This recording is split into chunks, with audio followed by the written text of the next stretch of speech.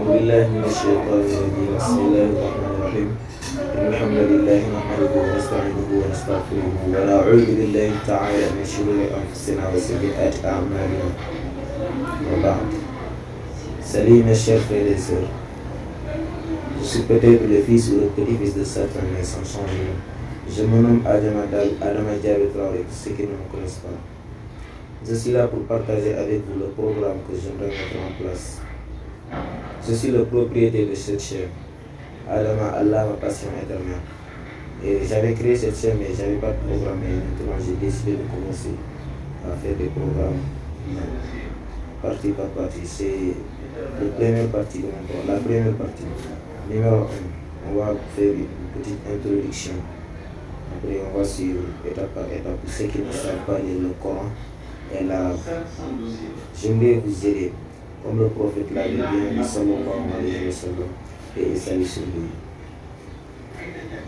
Le meilleur d'entre vous, khayrukum man ta'allama al-Qur'an wa 'allama.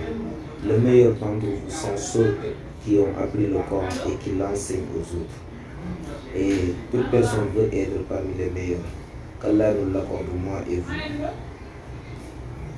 Avant de commencer, comment va se dérouler le programme, j'aimerais bien vous demander une faveur.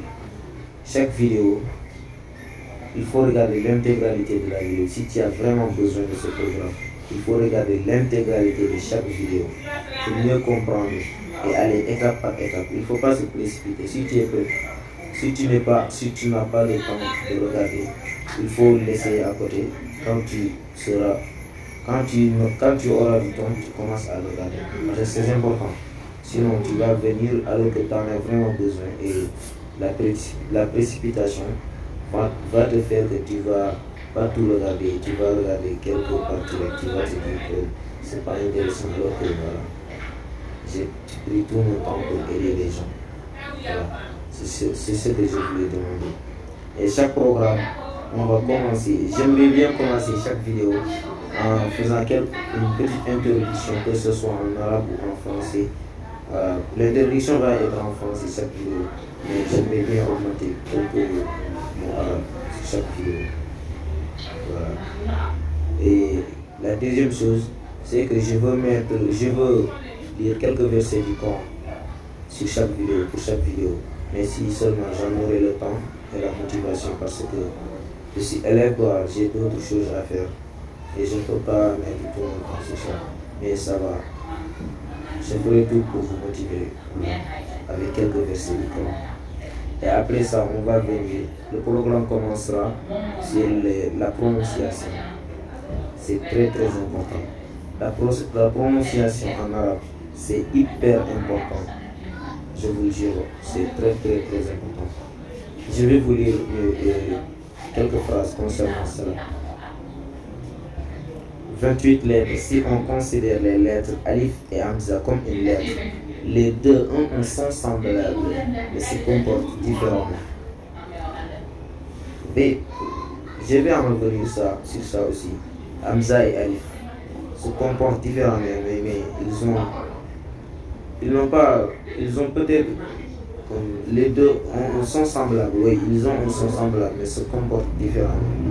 Vous avez entendu, mais je vais y revenir. Peut-être même la vidéo prochaine, voilà, on va y revenir sur ça. Parce que Alif et Hamza sont peut-être, on peut dire, la première lettre que chacun apprend avant de commencer la lecture. Et je vais y revenir. Notez bien, 28 lettres de l'alphabet arabe sont prononcées d'à peu près 17 points d'origine différents.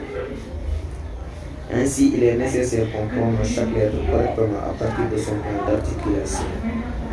Il y a quelques lettres qui ont comme point d'origine la gorge. Certaines lettres vont venir ici. Sont 11 mélodies à la gorge. Tu vas les prononcer par la gorge. Par exemple, Kha ou Aïn. Voilà. Ces mots-là, tu veux les prononcer avec la gorge. Sinon, tu ne peux pas les prononcer. Et c'est pas seulement ces deux lettres, il y en a d'autres, mais on va y revenir, Inch'Allah. Et qui n'ont aucun sens semblable en français ou en anglais. Ces mots-là, les mots qui viennent à la gauche, n'ont pas de lettres semblables en français ou en anglais. Et n'ont aucun sens semblable dans l'alphabet arabe, aussi en alphabet français. Excusez-moi, en alphabet français, je veux dire. Ça, il y en a pas.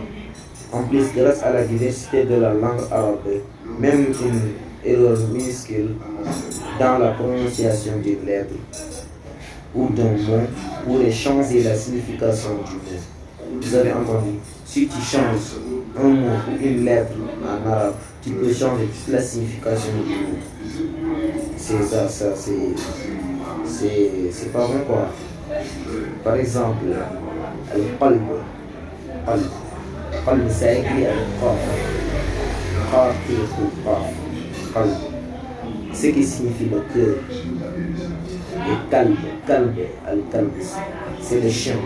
Vous avez vu, si le qaf, tu le prononces en kaf, si c'est qalb, tu dis kalb, tu as changé complètement la signification du mot. Et ça, ce n'est pas bon quoi. Quelqu'un qui vient, qui veut te parler sur le cœur et qui dit le chien, tu vas le prendre comme un fou. Oui. Vous avez vu? Et si tu veux parler d'un chien, quand tu dis qalb, on va te prendre comme un fou malade quoi. Vous avez vu? Mais ça va. Avec le procédure que je vais mettre en place, ça peut vous aider. Voilà, c'est tout ce que j'avais pour aujourd'hui. On se retrouve pour une prochaine vidéo. Si la vidéo vous avait été utile, n'hésitez pas de vous abonner à la chaîne, ça soutient. D'appuyer sur la bouton de notification pour ne rater aucune de mes prochaines vidéos. N'hésitez pas de me donner en commentaire si vous avez des suggestions ou des idées concernant mon programme. Merci, je continue.